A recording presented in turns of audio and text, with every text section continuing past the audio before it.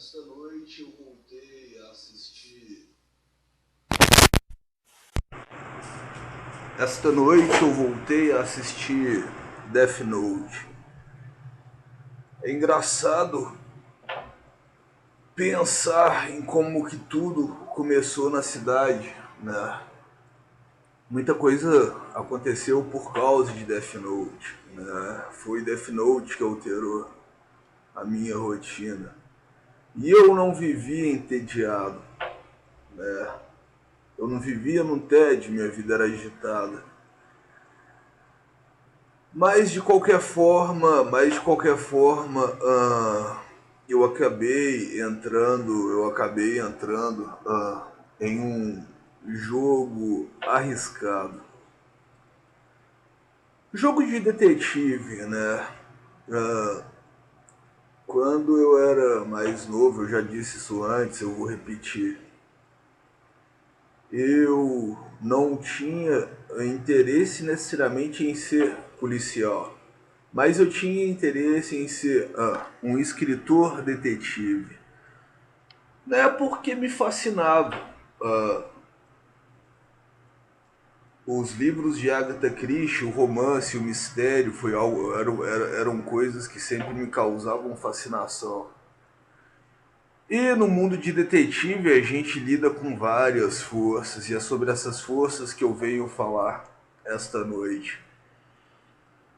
Né? As forças do mundo invisível. Então, para ficar mais fácil para ficar mais fácil de entender, né, eu sugiro que as pessoas leiam que os outros detetives, né, ou quem estiver me escutando, né, porque até então eu não sei, né, quem são as pessoas que estão me escutando, né? É isso. Aliás, eu sei, né? Mas não sei até que extensão isso está chegando, né? Não sei o número de pessoas que me escutam. Sei que é um número limitado de pessoas, talvez no máximo umas 250 pessoas me escutem, né? Na cidade. E eu acho que tem feito um bom trabalho porque tem protegido a minha identidade.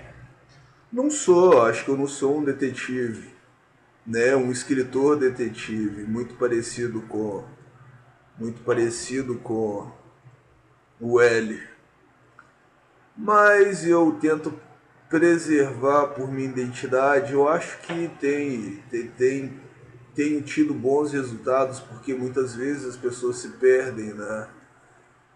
Me conhecem de vista na cidade, mas ainda não sabem o que eu investigo. Então eu quero avisar, né? Eu investigo o mundo invisível. Ao mesmo tempo que eu lia romance policial, eu lia O Exorcista, e eu acho que foi o casamento destes dois tipos de literatura que me trouxe esse mundo. Né? O caso dos Dez Negrinhos, né, foi o livro de iniciação, né, foi o livro que me aguçou, foi o livro que me atiçou, né, a estar investigando. E O Exorcista foi o livro que me colocou a par sobre o mundo sobrenatural. Portanto, eu tenho lidado com pessoas que cometem crimes devido ao ocultismo, né? São os crimes ocultos, são os crimes ocultistas. Eu tenho empatia, até certa fase, né? Até certa fase me causava um torpor muito grande, né? Está me aproximando dos mortos ou está me aproximando de cadáveres, né? Eu sempre senti isso profundamente. Talvez eu pudesse ter trabalhado com isso antes, talvez eu tivesse me tornado como o Miles de Lost, né, que tinha um poder de sentir os mortos. O Miles ele usava empatia né, com os mortos para poder, né, era o que o Miles tinha, ele tinha empatia com os mortos. Se eu tivesse conseguido trabalhar isso antes, talvez eu teria empatia com os mortos e talvez eu conseguiria resolver melhor, né, tudo aquilo que eu venho a estar propondo a resolver, né, e talvez tivesse tido mais êxito, né. Mas de qualquer forma eu tenho conseguido ter bons resultados nas minhas investigações, né. É muito difícil no Brasil, né, um país onde as pessoas matam por motivos banais ainda, né, tá investigando assassinato, porque o crime não é banal, né, assassinatos não é banal, né, é errado banalizar assassinato, né, é errado banalizar qualquer outro tipo de crime. E é uma coisa que, né, e é uma mentalidade que vem tomando conta, né, das pessoas.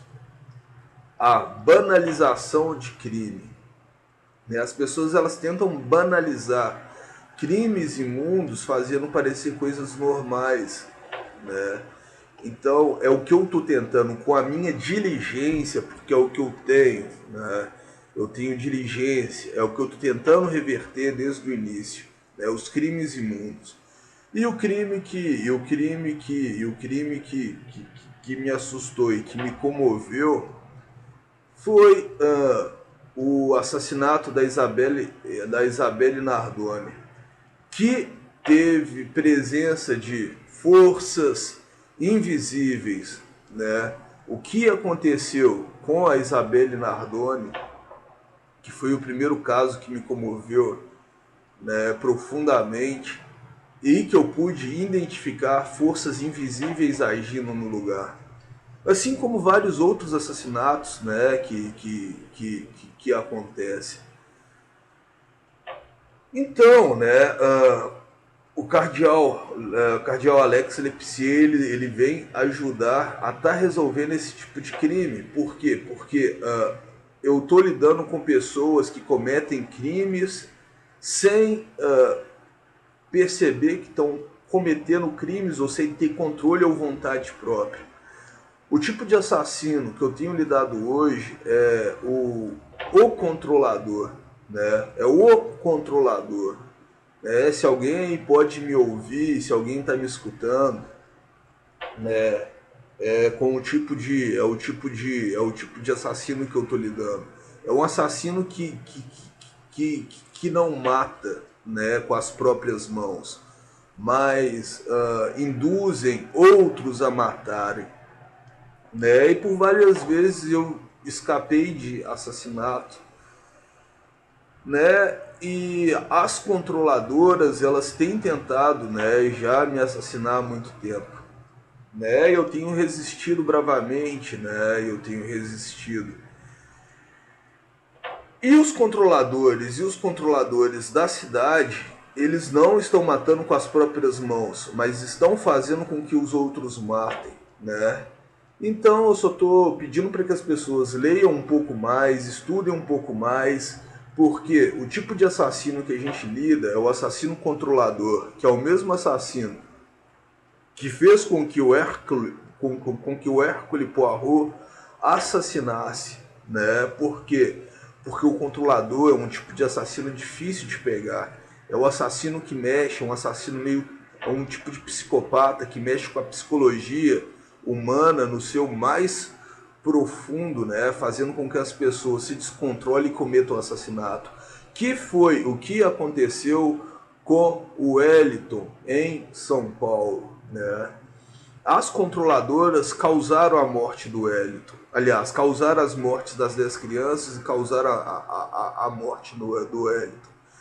Então, eu só quero que as pessoas, a partir desta data, comecem a ter esta noção e essa percepção, porque é o tipo de criminoso que eu já tenho lidado há muito tempo e é para esse tipo de criminoso que eu tenho controlado, Para quem quer saber o que é um controlador, eu sugiro que assistam o escritor fantasma de Roman Polanski, né?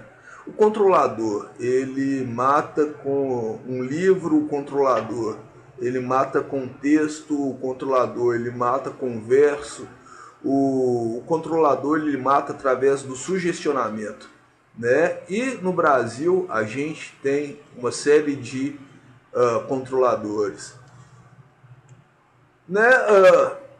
Ser santo inquisidor na atualidade não está fora de moda, né? Porque todo santo inquisidor faz a Santa Inquisição. E o que é uma Santa Inquisição? A Santa Inquisição é uma inquisição onde a gente questiona realmente, né, as forças ocultas que estão por trás dos crimes que acontecem, né? Que forças ocultas têm vigorado no Brasil e por que os brasileiros são tão violentos? Então, a partir dessa data, a partir da data de hoje, a gente vai começar a trabalhar, né, com esse tipo de ponto de vista, com esse tipo de percepção.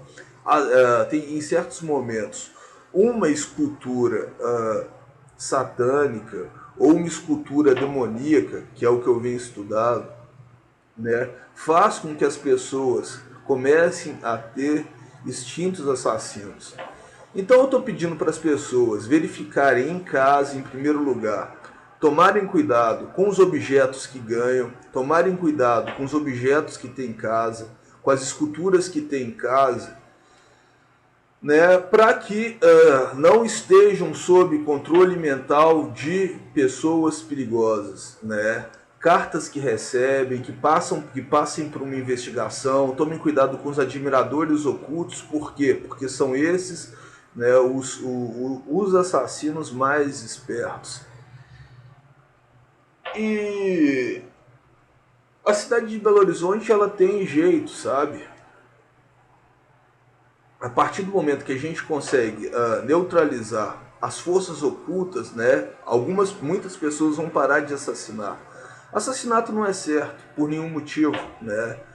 Em primeiro lugar, porque as leis do Brasil, né, ainda não tem, né, pena de morte, justamente por causa das forças ocultas que agem em nosso país. Então não pode ter pena de morte, por quê? Porque muitas vezes as pessoas, elas não têm culpa de estarem do jeito que estão, né? E é uma coisa que a gente vai corrigir.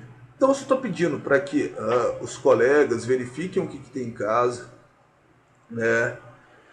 E comecem a estar fazendo essa limpeza, né? Então vamos começar a fazer a limpeza, por quê? Porque a gente vai começar a limpar, a tirar o espírito, né, de assassinato que os verdadeiros assassinos projetam sobre as pessoas. Por quê?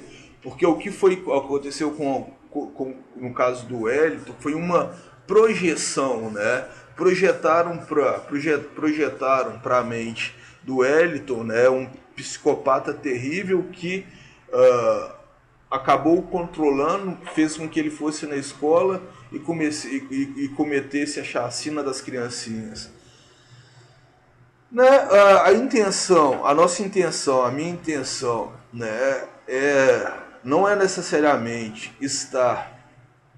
A minha intenção não é necessariamente, né, estar caçando confusão, né, com assassinos, mas estar limpando, né, exorcizando esse espírito de assassinato das pessoas para que o crime possa reduzir. Tem horas que eu experimento, né, com a empatia, a sensibilidade dos precogs, né, do filme Minority Report. Então, eu sei o que eles sentem, eu sei como que funciona o sistema dos precog, e é um sistema que pode ser funcional, né? A questão é a punição aos criminosos presos por um precog. Um criminoso preso por um precog, ele deveria ser punido como um assassino de verdade, né? Eu acho que não, sabe? O sistema pré-cog é um sistema funcional, né? Por mais que escravize os pré-cogs, mas é um sistema de prevenção, né? E essa prevenção, né, a assassinato que eu estou pedindo, né, para que as pessoas comecem a trabalhar com a prevenção de homicídios, né? Se a gente conseguir trabalhar com a prevenção de homicídio, a gente vai conseguir identificar realmente os verdadeiros assassinos e neutralizá-los. E neutralizando os assassinos, a gente vai poder aplicar as devidas penitências, né, para que eles sejam corrigidos, né, e para que através de terapia, né, a gente consiga reduzir o instinto assassino, né? Às vezes o que leva uma pessoa a matar é prazer, às vezes não, né? Mas independente disso, a gente vai ter um país mais saudável se as pessoas resolverem não matar, né, mas entregar, né, criminosos, né, que às vezes muitos assassinos matam outros criminosos, como é o caso do Light, né? O Light ele matava criminosos, ainda assim não é certo, né? Então a gente vai começar a ter bons resultados quando a gente tiver uma política bem intencionada, que é o que eu proponho, uma política bem intencionada.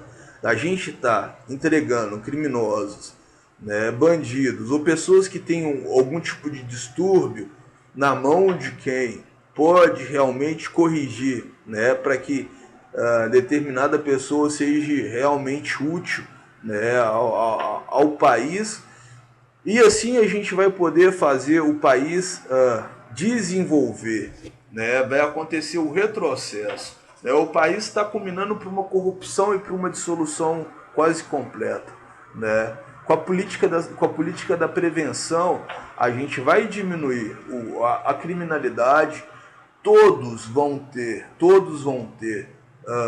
uma qualidade de vida boa, uma saúde boa, né? E vão perder os prazeres viciados, né? E vão ter prazeres legítimos, né? E todo mundo quer sentir prazer, todo mundo quer se divertir, né? Então a minha proposta, eu tento fazer a proposta mais decente que eu posso fazer, né? E para as pessoas realmente tomarem com o mundo invisível que nos cerca, que é o que muitas vezes fazem com que as pessoas cometam crimes e façam coisas sem pensar e que vão se arrepender durante toda uma vida, né? Eu vou fechar a gravação por aqui e espero que todos acompanhem. Eu parei no terceiro episódio de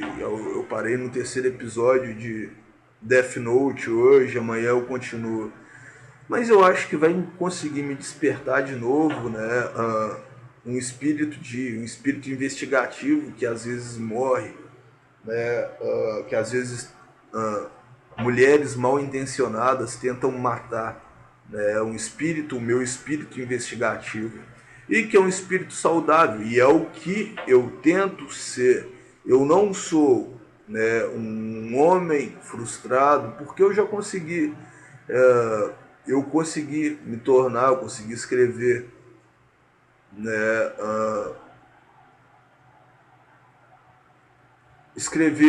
e me tornar um escritor detetive, que era a minha real intenção na adolescência, me tornar um escritor detetive. Espero que eu possa escrever mais e que todos possam apreciar futuramente as minhas futuras investigações, né? Mas por enquanto, por hoje é só.